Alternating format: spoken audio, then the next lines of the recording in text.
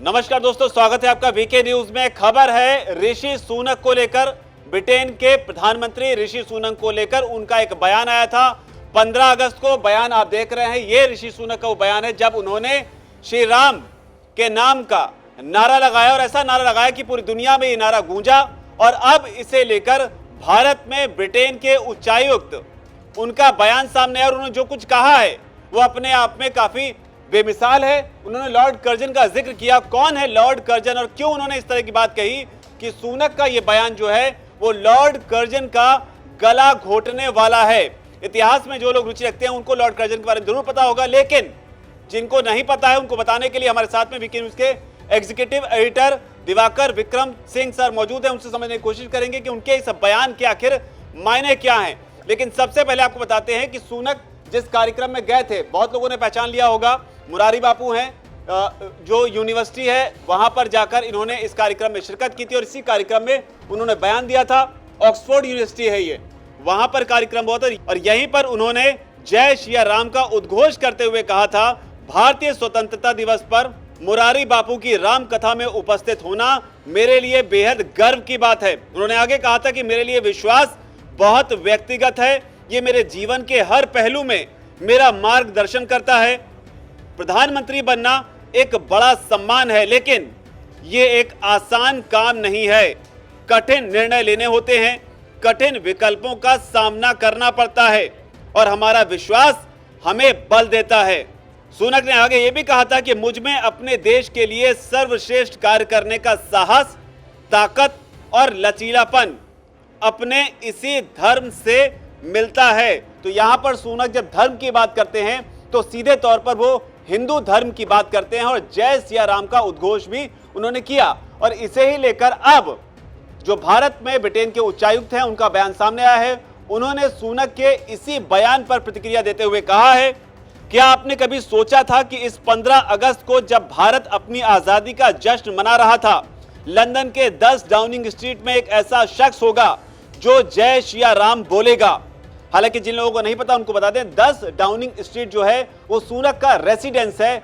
जिस तरह से भारत में प्रधानमंत्री आवास है, ठीक उसी तरीके से वहां पर 10 डाउनिंग स्ट्रीट जो है वो सुनक का आवास है। लेकिन क्या कुछ कहा है एलेक्स एलिस ने, वो आगे कहते हैं, प्रधानमंत्री ऋषि सुनक द्वारा जय श्री राम कहा जाना ऐसे है मानो लॉर्ड कर्जन का गला घोट दिया गया हो। तो ये बयान है, लॉर्ड कर्जन का जिक्र उन्होंने किया। सर, आपसे समझना चाहेंगे कि उनके इस बयान का क्या अर्थ है और लॉर्ड कर्जन आखिर थे कौन? देखिए, लॉर्ड कर्जन जो थे वो परतंत्र भारत के वहाँ पर ब्रिटिश शासक थे यहाँ पर, और वो शासन करते थे जैसे और जितने भी लॉर्ड्स यहाँ पर आए थे। उसमें कर्जन की नीतियाँ थी कि किसी तरीके से जो भारत के सांस्कृतिक राष्ट्रवाद की जो तय है, जो जड़ है, उसको ख़त्म किया जाए। तो विभाजनकारी नीतियों के तहत उन्होंने विभाजन भी करवाए और इसके साथ साथ उनकी कोशिश होती थी कि भारतीयता के गुण जहाँ जिसके कारण से लोगों में एकता उत्पन्न होती हो, उसको ख़त्म कर दिया जाए। और उसको ख़त्म करने के लिए शिक्षा से लेकर के आर्थिक जितनी भी नीतियाँ होती हैं, हालांकि कोई भी नीति आर्थिक वो भारत के फ़ायदे के लिए नहीं थी।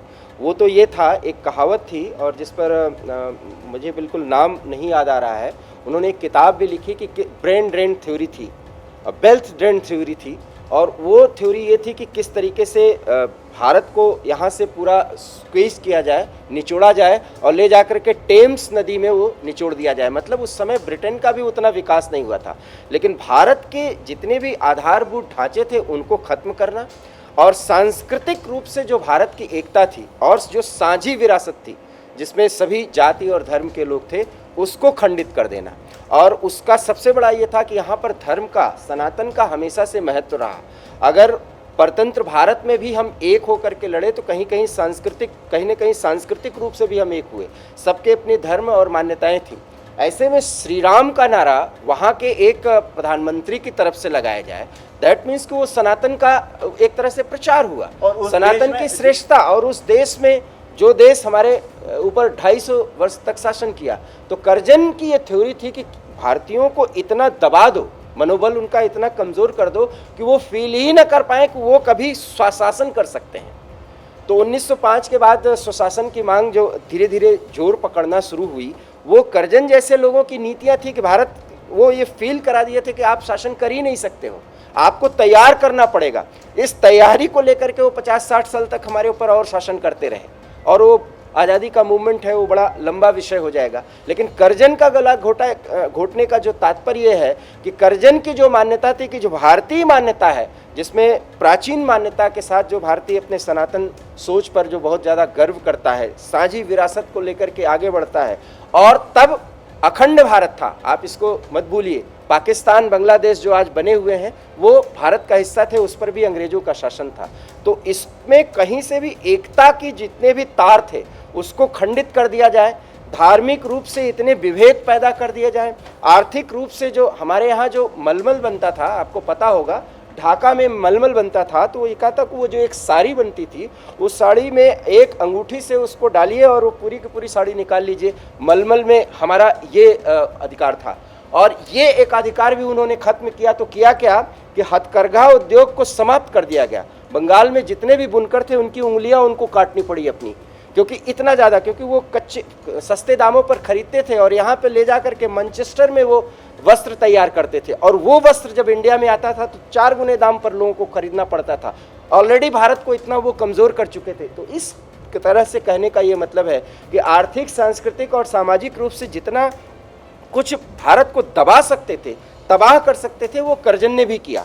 तो कर्जन का गला घोटने का मतलब यह है कि कर्जन जिस भारतीय सोच और जिस भारतीय परंपरा पर भारतीयों को गर्व था, उस पर जो उन्होंने बहुत बड़ी दबिश डाली थी, उसको सुनत जैसे लोगों ने समाप्त कर दिया। ये देख करके कि भारत जो है आज़ादी के बाद 75 साल में इस मुकाम पर पहुंच गया कि सनातन की जो जयघोष है वो उसी जगह से हो रही है जिस जगह के निवासियों ने, वहाँ के वायसराय ने, वहाँ के गवर्नर्स ने भारत को लूटा, खसोटा और हमारी कीमत पर ब्रिटेन को आधुनिक ब्रिटेन बनाया। आधुनिक ब्रिटेन जो है वो भारत की कीमत पर बना था, ये भी हमारे दर्शकों को जानना बहुत ज़रूरी है। कर्जन ने उसमें बहुत बड़ी भूमिका निभाई थी। तो कर्जन ने बहुत बड़ी भूमिका निभाई थी। बयान जो था उसको सर ने बहुत अच्छी तरीके से समझाया कि किस तरीके से भारत को बर्बाद करने की कोशिश जो है वो एक ज़माने में की गई ब्रिटेन की तरफ से, लेकिन अब उसी ब्रिटेन में भारत की धूम है और जय श्री राम नारे की गूंज है। सर ने इतने अच्छे समझाया। सर आपका बहुत बहुत शुक्रिया।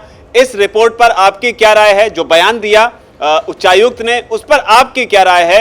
आपकी जो भी राय है अगर कमेंट सेक्शन में उसे आप जरूर लिखें। धन्यवाद। वीके न्यूज, राष्ट्र के नाम।